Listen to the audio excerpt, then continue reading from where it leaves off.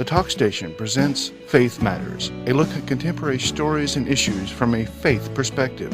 While this is a pre-recorded show, we are interested in your ideas, comments, and questions, and we urge you to email them to faithmatters@thetalkstation.com. Give me faith, trust what you say, that you're good and your love is great. I'm broken inside, I give you my life. And now, your host for Faith Matters, Ben Ball. And welcome to our program. Good to have you along with us here on this Sunday morning for Faith Matters. And I'm joined by Reverend Robert Cornegie, also Reverend Mark Woods, and Dr. Ron Monteperto. Our gang is all here today. So, Hail. Yeah, that's right. Good to have everyone here. I want to start today with a debate that was held this week between Bill Nye the Science Guy and Ken Ham, who has the Creation Museum and is a creationist.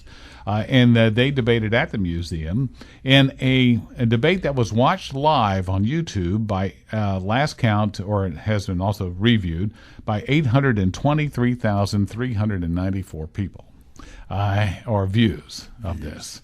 So it really is quite phenomenal that this took on. There was some pretty good advance publicity and advance notice about this. But there was also an advance article that we want to bring up. Again, the debate has already taken place. This article came out the day before. It's Bill Nye Wastes His Time Debating Creationists by Sean McElwee and Abigail Salvador. This appears in the Chicago Sun-Times. And I just, you guys have understood about this debate. I know, Robert, you've commented on the other debates that various apologists of different ilks have had over time. Right. Where does this rank in this idea of having these debates? Is this is this a good choice? Are these people that you'd want to hear? Well, they're it's popular culture debate, right, is what it is. It's kind of TV debate. So even though it was on the internet, but it's two guys that have taken some fundamentalist positions, and there's fundamentalism on both sides of these arguments. When you looked at the spectrum of belief systems, it's that continuum that's pretty broad. So these two went at it. They I don't know how well Ham is outside of certain Christian circles, but right. Bill Nye is probably much more well known. Sure, again in a pop culture sense. Pop culture sense, right? And he's done a lot of work in that. So, I think it was for me. I didn't get to see it, unfortunately. I had other plans, so I wasn't able to watch it. I haven't had time really to go back to it, but I have read some of the critiques on. I think just in the setup, though, the whole idea of this as being a viable enterprise for us as believers or non-believers to be engaged in this.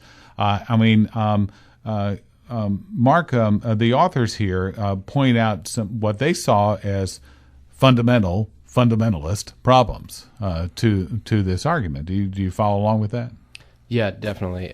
To your first question too, I don't find this kind of stuff helpful. I tend to tell my parishioners too when we go to Genesis or some of these others that I do not find most debates between creationists and those who espouse evolution or something to be scientists, basically. Scientists. I don't find those very helpful. I think that there are other ways to read Scripture than that, and I think that the article does a really good job of pointing out that both. What's really funny about this is both those in the camp of like Bill Nye or Bill Maher or any of these others, and Ken Ham and the creationist young earth people read Scripture exactly the same way. They take science, ironically enough, and say that this is actually, that Genesis 1 through 11, I guess, would be a scientific account. So it's either a historical scientific account for the creationists, this is the way God did it, 7 days, he did it exactly like this, and that's it, and it's the truth. Or Bill Nye, who says, well, there's no way God did it that way, but it says it did it that way, but science says otherwise. So both using modern concepts of critical theory and science to argue against one another. That's why I think the article points out beautifully that they are perpetuating one another, that they are what we might call identical opposites. Like doing the exact same scientific work, not realizing that they're doing the same scientific work. That's why I don't find this helpful. That Bill Nye and the creationists are really standing upon the same kind of modern philosophical presuppositions, because each of them wants to look scientifically at Scripture, or historically, or that it is accurate in that way. In other words, a very well-defined, That's right, kind of boxed-in area of wanting to view that instead of maybe expanding that to some other type of view. I think that's type exactly of view, right. not exactly Yeah, details. And that's why this kind of debate cannot be helpful. That you have two people saying what seems the opposite, and yet standing upon the same kind of modern presuppositions about what Scripture is supposed to tell us, as if Genesis chapter 11, which is, I don't read it this way, is trying to give me a historical account of the creation of the world, or a scientific account of the creation of the world. I don't read Scripture that way. I particularly don't read Genesis that way. And Bill Nye is going to say the same thing, that if this is the way God did it historically and scientifically, then it is wrong. And the creationists are going to say, this is the way God did it. So both standing upon scientific grounds, which makes it extremely problematic for me. Okay. Ron, I'm going to run to you. About 1 million years ago, when I first started listening to these kinds of debates, and I'll never forget, it was I saw on Broadway the play Inherit the Wind, which was later a very popular film. And that started me thinking, and I used to enjoy these discussions because I learned a lot about the Bible and the people's views of the Bible, and I learned a lot about fundamentalism. Now, I find 40 years later that people are saying more or less exactly the same thing. And there has not been an awful lot of progress one way or the other. And having heard all the arguments, I'm actually learning less. I'm finding myself dumber when I come away from these things. This may be a statement about my intelligence, which I'm prepared to admit. Like my colleagues, I don't find it helpful. I think there is no engagement. There is no commonality of terms. Neither side is speaking to what the other is saying. And I guess it makes for good press. It probably sells a lot of copies of books or whatever. Got a lot of views on YouTube. And a lot of views on YouTube, and we can get to talk about it for 10 minutes this morning. And, but I really it just doesn't do. I don't see what good it does anymore. Well, yeah, but one of the things I disliked about the article was that it basically he built a straw man argument and then went through the process of tearing it down and used some big generalities in it, talking about, you'd have to read the article, but fundamentalism and all the anti-intellectualism, and of course there is that in there, but again, he kind of threw the baby out with the bathwater in my understanding of the article. So I take a little different point on that. And frankly, as an apologist, I think it's good to have debate per se. Yeah. But, I just think they picked, they were going to get as many hits, to get as many views as they could possibly get. And so they picked two people that had some profile of some sort. There are a lot of other people that could have argued from both sides those points much better. I think they missed the point. That's actually, that argument is within Christianity. Old Earth, Young Earth. Right. I mean, that's not necessarily an outside-inside debate. That's an inside debate. So, and in fact, both camps, both a strictly scientific camp and a Christian camp, would have those debates within themselves. Exactly. Yeah. So, exactly. Yes, Ron. I can't help but resist. To me, the most wonderful part of Genesis is the first 3 chapters. Mm-hmm. Where we talk about the creation and it's different views of creation, and it's different views. But more than that, the point is, it's the act of creation. It's the act of It's the act of God loving. It's the purpose. It's the and that whole thing. Yeah, now this is a very layman kind of a view that I've always had because of one who's been interested in faith and in science. As I say, if you can probably tell me where the influence comes from, but if you believe in God who created all, and you believe in a God who is the universe, is the power of everything, then you could believe that it could actually be a scientific rendition, but it wouldn't have to be. I mean, that it could have happened exactly as it was written that way. I mean, he could have that ability to make that happen, but it didn't have to be. So, I mean, that would be that's always been sort of my view. And then from that point of view, we look at what it means to us, what creation means, and what it means to be given this creation to take care of. Well, hermeneutics is a study in theology. It's how you actually interpret what is said. And so, some of the other articles we're going to be talking about will be talking about those hermeneutical approaches, and that just means how you look at what you see and then go through the process. And look, today there are at least 3 major camps in hermeneutics, and so there's a lot of debate in there. Maybe it's a little cynical way, but in a way, I think Bill Nye and Ken Ham, I view them both in this as two colorblind people trying to describe an orange. They both have a completely different set of understanding of what that means and how you would describe it. This is Faith Matters here on the Talk Station, FM 107 and AM 1240, and more to come in a moment.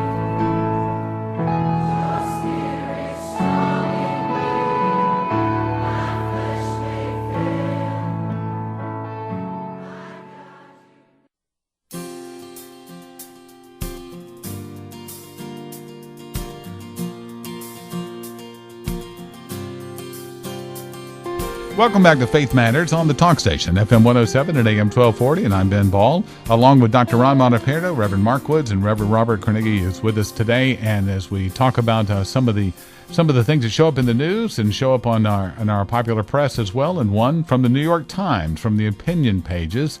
It's from a section called The Stone, which is a forum for contemporary philosophers and other thinkers on issues both timely and timeless, and this probably falls into the timeless category. Simon Critchley writing The Dangers of Certainty, a Lesson from Auschwitz.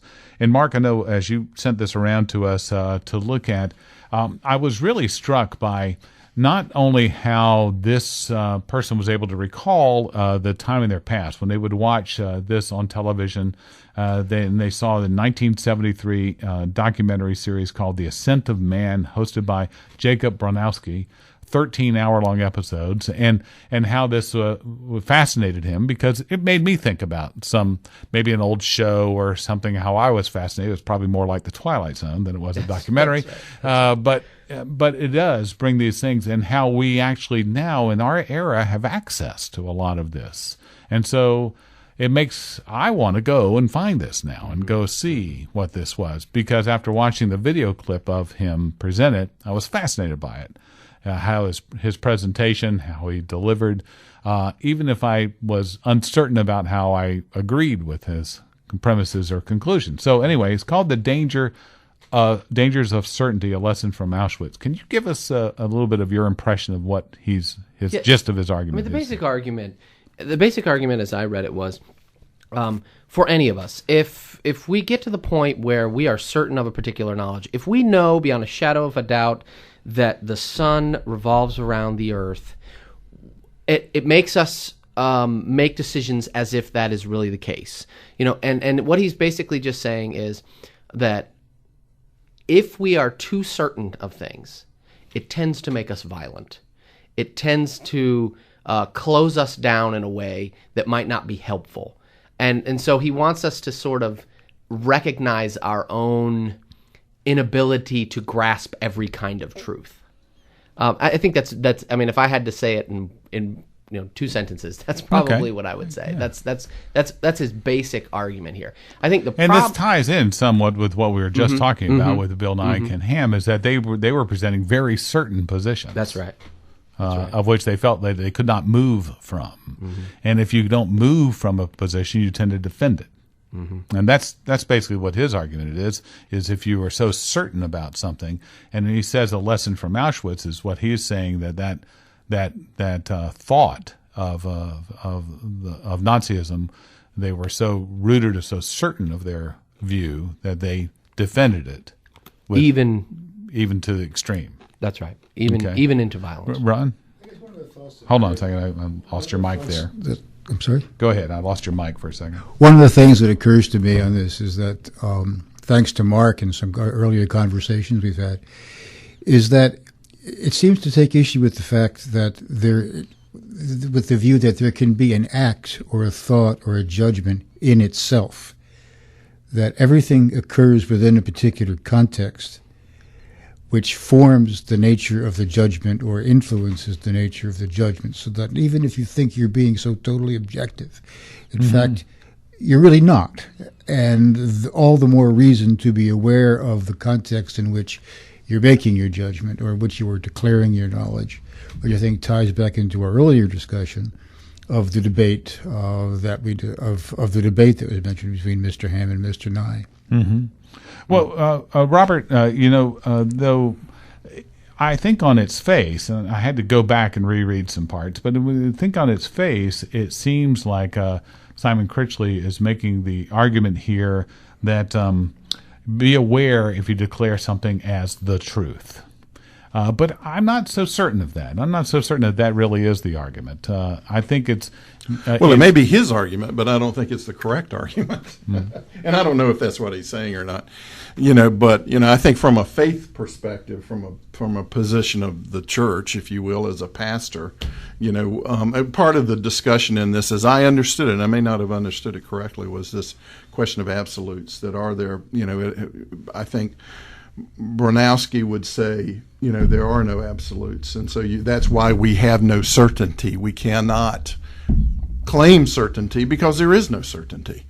And so, I would, of course, as a follower of Jesus, I would take issue with that. I think there are absolutes. I think there is revelation from God that, and I think the scriptures are real clear in stating that God's ways are higher than our ways, that we can't fathom his ways, that we, although we may have a glimpse of these truths, we can never get to the bottom of it. We can, because it's bottomless truth, it's perfect truth, and so we have everything that we have is our understanding of it, and even that is precarious because we are so self-deceptive. We deceive ourselves as we examine what these absolutes. I firmly believe absolutes exist. I believe there is truth. I believe it is relevant and universal. However, the way I gather it, if you will, as the way I perceive it requires me to be humble in that perception. Yeah, well, see, that's where I came to a conclusion in here, Mark, and help me out here, because I felt like that while I'm not sure Bronowski would say there are no absolutes, or he would say that our understanding of absolutes is not certain. That's where the danger lies, is that when we are certain that we have discovered the absolute, then we are wrong. No, I think you could definitely make that argument from here. I think what Robert seems to be saying is we can posit truth, but our access to that truth is problematic because, what Robert said, we're sinful, basically. Right. Sin we're is finite in the world as well. We're finite. We're sinful, so we don't really have that kind of access. We may get glimpses of that truth, which I think Revelation as well with Robert does give us some of that. And even Critchley in the argument says, I'm not saying that there is no certainty, that you can't know anything. But I think you're exactly right, Ben. It's when that knowing becomes a way in which it can not exclude, but it becomes violent. It becomes an ideology. And he even says that. He even ideology. uses the word ideology Right. in there. And I think you're exactly right to talk about Bill Nye and Ken Ham in this way. That they precisely on either side are suggesting that kind of certainty. Well, and to me, in a sense, they are setting up a position in which their only choices are to fight or flee. You know, in a sense, but everybody's kind of raising up here, getting ready to say something. So, Ron, let me turn to you here. Actually, I was just stretching. Actually, another way perhaps to say what Critchley is to paraphrase his argument is be happy with mystery and be grateful that we have the mystery. Yeah, I love that. And I think Robert, and you can argue with me, please. I think Robert has a lot more in common with Dr. Bernowski than you might think, because Critchley makes the argument that Bernowski would say all scientific information is imperfect and we have to treat it with humility. I mean, this is precisely where I came to this article and thought about it in my own pastoral ministry, that it is very easy for me as a pastor who loves to read philosophy and loves to read theology to walk in and say, okay, this is the way it is. Okay, Hegel or some philosopher said this. This is the way we're going to talk about it. And really, I have to have a level of humility. And I think that's exactly what Robert said about Christians, is it is very easy for us to take what it might be called a total perspective, where we know the truth, you don't. We know it, we have it. But I think what Robert's saying is, we're seeking that truth, no doubt, but we are fallen, we are finite, we have to approach it with a level of humility, which is precisely what we do, and I think I say this about every month or so, is precisely what we do when we come to the Eucharist, and the first thing that we do in our service is we invite people to the table, and then we say, okay, let's confess our sins. Let's admit that we don't really know what's going on. And we hope even when we think we do, when we think we do, we don't know exactly what is going on, because God is infinitely greater than we can imagine. Robert, I think one of my favorite sort of church words that we don't use outside of church a whole lot is foretaste. Because I think when we this is kind of what this is that we have you would say there's a foretaste of truth. There's a foretaste of the absolute that we see in Revelation. Yeah, well, obviously we are commanded to pursue truth. What did Jesus say? What did Jesus say was the reason he came to the earth in the first place? Was to bear witness to the truth. Okay, look, that's a pretty important statement. Yes. I mean, if he says that's why he came, then we better pay attention to that. And if I'm a follower of Christ, I'm going to pursue truth. Now, am I going to pursue truth perfectly? No, I'm not, because I'm imperfect, I'm finite, I'm temporal. I'm not able to grasp this, but I am to pursue both grace and knowledge. So, that I think is where, I agree. We're kind of saying the same thing. We've just come to it from different experiences. This Bernowski and I think the Christian witness speaks very clearly to this. That's why we are humble before God, because we know we don't have the whole picture. We'll have more to come in just a moment here on Faith Matters on the Talk Station, FM 107 and AM 1240. Hope you'll stay with us.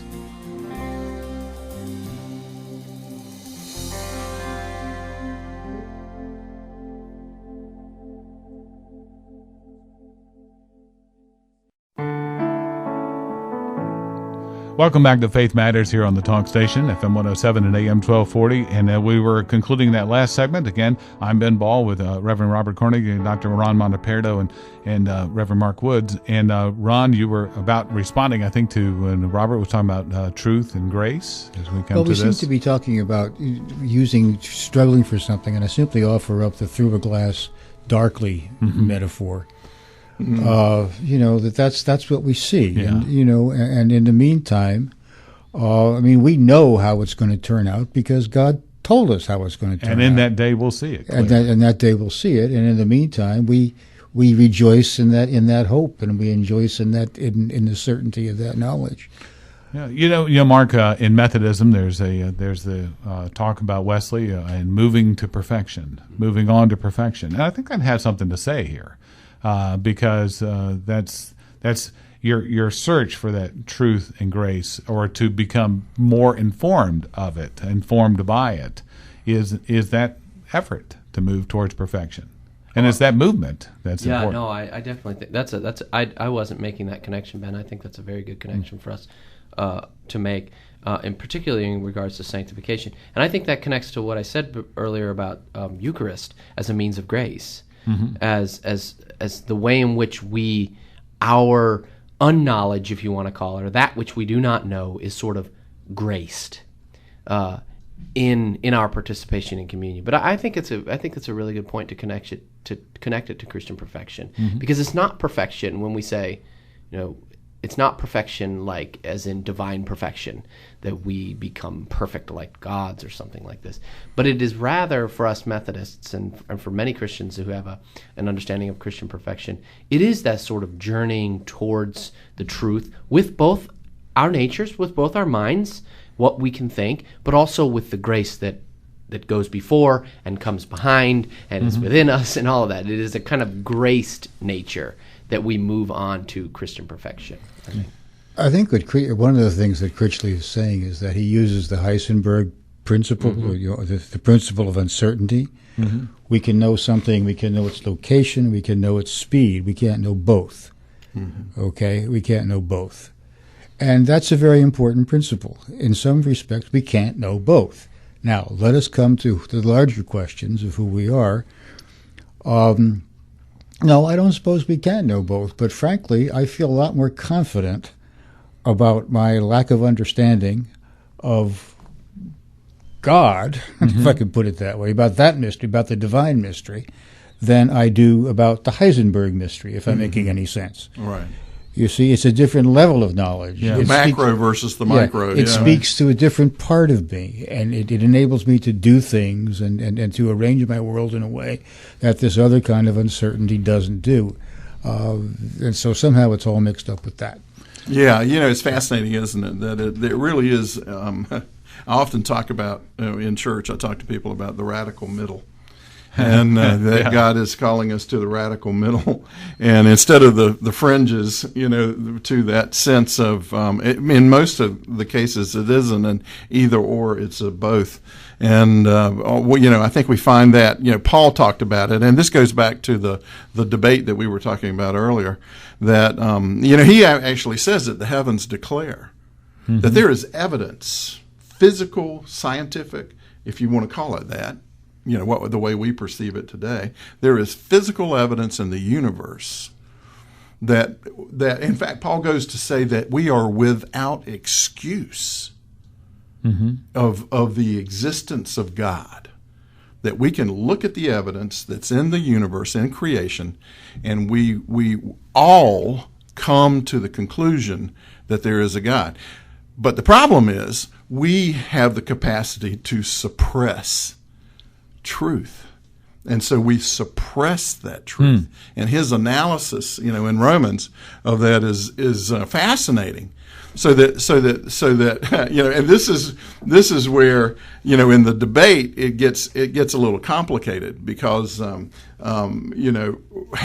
was making that point, as I understand it, that everybody knows there's a God. It's just that we deny that knowledge, because it's apparent for everybody to see. And of course we can discuss that. But what that means, that certainty or lack of certainty is on our side of the equation. It's not on God's side of the equation.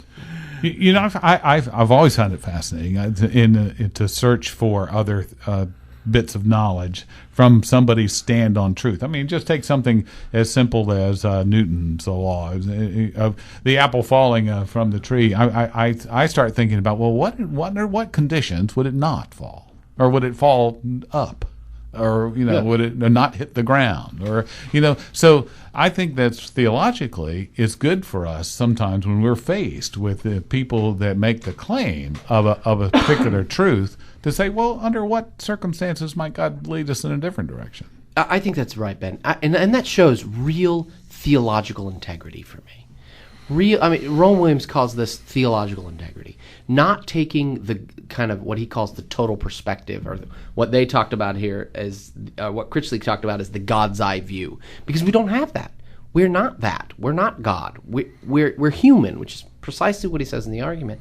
So to have some form of theological integrity, to be able to take the language that we use to talk about anything, even science or religion or morals or philosophy or theology, and to examine that language and see where, and he calls that the play of tolerance in the article. That's the play of tolerance instead of the principle of uncertainty. He says the play of tolerance. And I would probably use the language of mystery, which has been said in here before. Yes, right.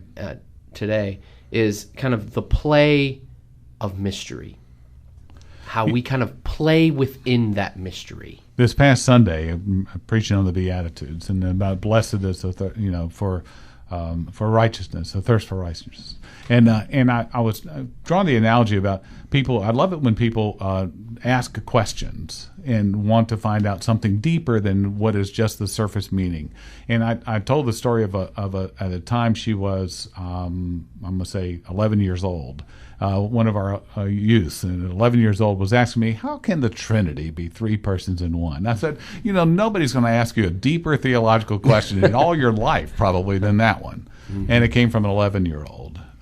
And so this is where we talk about, when we search for that absolute truth, is I always want to know, what's the next question to ask after that? After you make this statement, where do we go next with this? Yeah, we always say in church that Jesus is the answer, and I think that's right.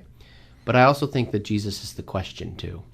That Jesus provides us with exactly what you're talking about. That journey of moving within the mystery of questioning, or what's the next question, And the next question for me will always probably, as far as I know, be a theological question about Christ, about God, and so that Jesus becomes the question and the answer.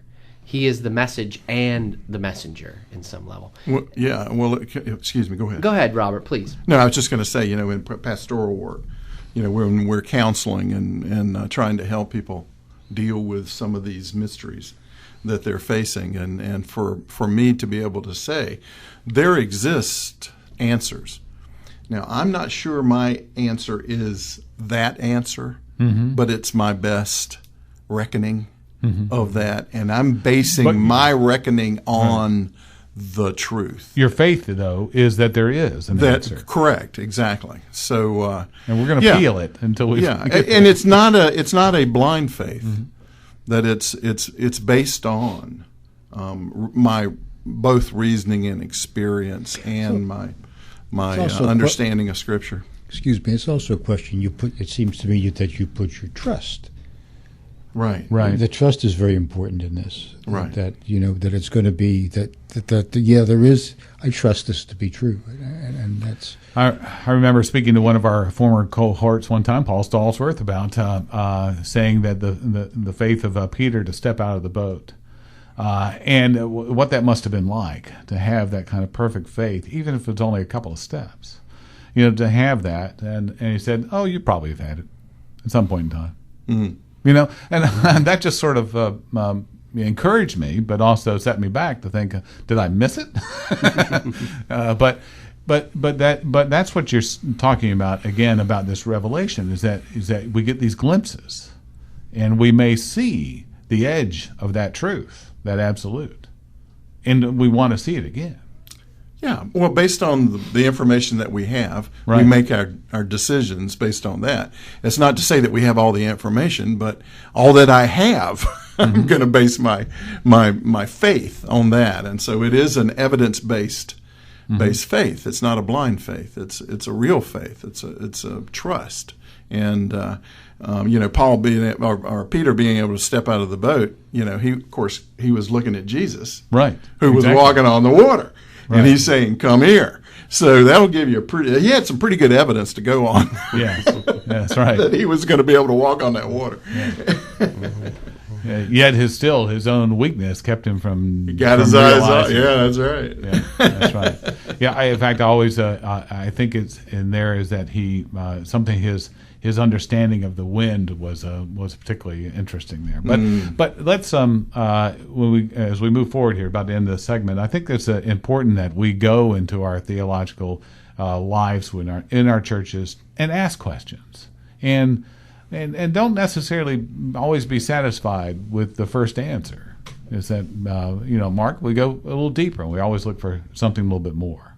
Yeah, I think so. And a lot of the Christian faith for me is not to give me answers to my questions about the world, but it's to give me the language in order to ask questions and talk about it and begin to kind of search for truth or search for maybe what I'm to ask next is what you said. I mean, the creed is a perfect example. Mm-hmm. Yes, it is a kind of statement of our belief, but it also gives us a language in order to talk differently about God, about human relationships, and even about science on some level. Coming up in just a moment, I think may want to turn to what I would say would be a popular sign of the apocalypse coming up next on Faith.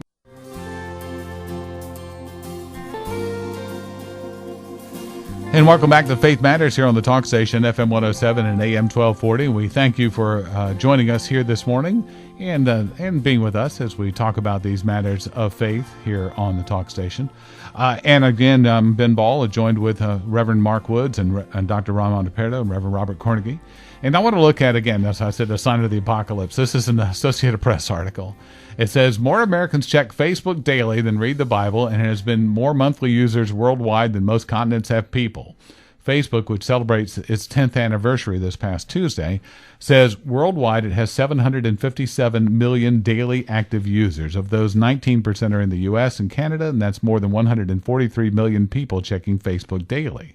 The Bible used to be the go-to for statistics about reading at pre-digital age. A 2006 CBS News poll found 15% of U.S. adults read the Bible or other religious texts daily. There are about 267 million adults in the U.S. and Canada. That means 40 million people reading the Bible daily. And there are monthly users. Facebook claims 1.23 billion of them. That's more than live in any other country but China. In fact, Facebook is beyond comparing to nations and is more continental in magnitude. Facebook's monthly user population is larger than 6 of the 7 continents, behind only Asia. And my kids saying Facebook is out. Yeah. They're saying that's becoming passé. I guess because a lot of us older people are starting to get into it now. But what does this say? I mean, I'm bringing this up kind of in a fun way. I mean, because I always enjoy the old Sports Illustrated Sign of the Apocalypse articles, and this is, to me, one of those. Is that Facebook now more daily readers than the Bible? Are we afraid? Well, the good news in this was that we were told years ago that because of television, nobody was going to read and write anymore. Mm-hmm. And so now we've seen this new phenomena that has taken place. That assumes that Facebook involves either reading or writing. Well, it doesn't necessarily involve thinking, but it does involve reading and writing. So, hey. Yeah. Let's look to for every cloud, there's a silver lining. In fact, actually, religious discussions on Facebook are one of the top things on Facebook as well. So, but anyway, this is just a crunching of numbers. It's sort of apples and oranges, but still, Mark, what does this speak to you? How does it speak to you? I couldn't believe that 15% of the U.S. adults read the Bible or other religious texts daily. Back in 2006? I must be a real bad cynic. I thought it was much lower than that. Well, a lot of people lie to pollsters too. So. Yeah. That's true. But, for me, this kind of confirms that, I know this sounds so, trite maybe to say, but the importance of reading the Bible in service. Just reading texts in service. I grew up in service where there was really only maybe 10 verses that were read every week. Still probably true in a lot of churches. It might be, and and I understand, that we do a lot of different things in service. But I have always labored at our church under the impression, that's why I thought the 15% was funny, that people are not reading the Bible during the week, and so they get Scripture read publicly, out loud, only on Sundays. And so for me, that's one way in which I can just kind of say it is good for us to read Scripture on Sundays, because people need to hear Scripture. That's been a concern, I think, among pastors and clergy for a long time. Well, I'm going to confess that I missed our bishop meeting. That was rescheduled for Monday, but I'll fill you in. That's right. But if the bishop is listening, I will be at the one in Whiteville. And I heard, you could correct me, Ben, I'm sure you were there, was that she recommended that when we do children's sermons, that we read Scripture to them in the children's sermon, that we use Bible stories. It is always my kind of fallback on Sunday morning when I'm like, oh, I forgot to do my children, is to fall back on some kind of object lesson, right? Like a pencil. Well, let's talk about that, or a paper bag or something like this. But perhaps we have missed something in not just thinking that our children can understand and read Scripture with us. And so for me, I'm going to shift things a little bit, and I'm going to start in service as well reading the Bible stories. I mean, think of all the wonderful little stories that you can read to children in such a way. And I think that might help us. This kind of article, which is fun. You're right, Ben. It's fun, and it's kind of funny. Might help us be more intentional about when we read Scripture, and where we read Scripture. Not just in our own personal lives, but publicly where we read it. Where do we see it coming into our lives, and not just as a Sunday morning, either ritual or liturgy, but something more? Yeah. Okay. Robert, I actually was a little bit surprised at the number from 2006 as well. I thought it was a little high, too. Well, let's see. That was 7 years ago? 8. 8? Yeah. Who knows if that statistic still holds since Facebook has come in. Right. But I know when I get up in the morning, I do two things. I read Facebook and I read my Bible, and it's not necessarily in the same order all the time. Fascinating. Well, one way that that I'm sort of forced to read Scripture every day is I have an uncle who texts Scripture.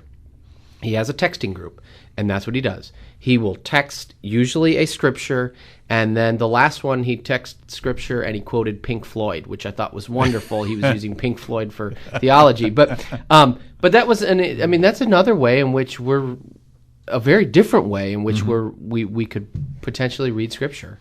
On some level, is through texting. Yeah, and we also look at the technology. As all technology is through time. And Ron, let me turn to you as one who has spanned more of the generations. You mean I'm old? Yes, that's it. Is that you have seen where some new innovation will come along and it will either creates interest or laziness sometimes. So, for example, getting a text, would be, all right, this is not me actually intentionally going and finding the text. I'm waiting for it to come to me.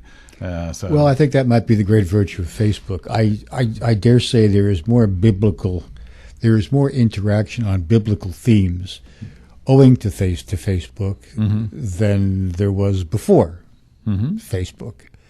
So, now that says nothing about the quality or any of those issues, right? But consequences, the consequences. But if we were able, the instances, if we were able to do a content analysis of every Facebook interaction, I expect we would see that the level of religious-centered ones had probably gone up quite a bit, and this from people who never did read the Bible, and maybe some of those conversations or those interactions on Facebook inspired people to go to the Bible and continue it. Well, isn't that kind of, Robert, what we always, and it is always our hope, is that a seed gets planted in some fashion, whether it's by Facebook or it's a track somebody picked up out of a phone booth, or if it's a kind word that's said by someone, that there's a seed planted. It's a medium of communication, and God can use anything He wants to use in that sense. And I find it fascinating as I'm responding on Facebook. I mean, it's part of a ministry approach for me that it drives me to the Bible sometimes to look up, to make sure. I don't want to give out bad data. So it's forcing me to go back and confirm the scripture and what I'm remembering about it or whatnot. So but it again, it is I think it's obviously it's an important media event here going on, medium of communication. So and we say my Facebook, goodness. It could be any number of right, Instagram, networks. any of those things. Yeah, that's right. Social media, right? Social media. Yeah. So, but isn't it interesting that it's what's the word I'm looking? Electronic. And it's not analog. It's digital. That just fascinates me. Well, and in this digital age, when I go to the covenant meeting, I'm bringing my Bible on my phone. Right. So it's we are looking at different ways to get across the message, but the message remains the same. Right.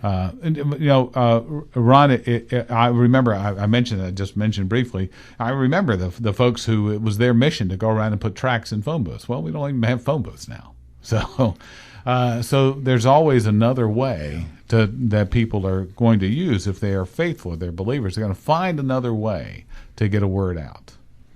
I'm thinking some years ago, 2 or 3, 4 years ago, there was a young man who did a Facebook thing that got onto YouTube. Somehow, I'm happy with Jesus, but I hate church. I don't need church. Yeah. Oh, yeah. Right. That whole thing, and it Right. went viral and everything else, and everybody was terribly upset. Excuse me. I rather thought that was a good thing to have happen. I mean, not that I agreed with what the young man said, but it sparked a whole lot of introspection. Goes back to our other discussions. Yeah. Right. Exactly. Really is that again learning how to talk about these things, whether it's on Facebook or a text or over coffee. Or yelling back at your radio in your car right now. It could be those things that help inspire you to think more deeply about your faith. And in part, that's what this is all about, right? That's it. So join us next week for another edition of Faith Matters here on the Talk Station.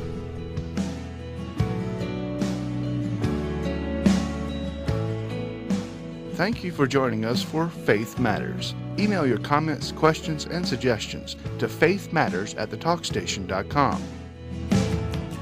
Give me faith, trust what you say, that you're good and your love is great. I'm broken inside, I give you my life.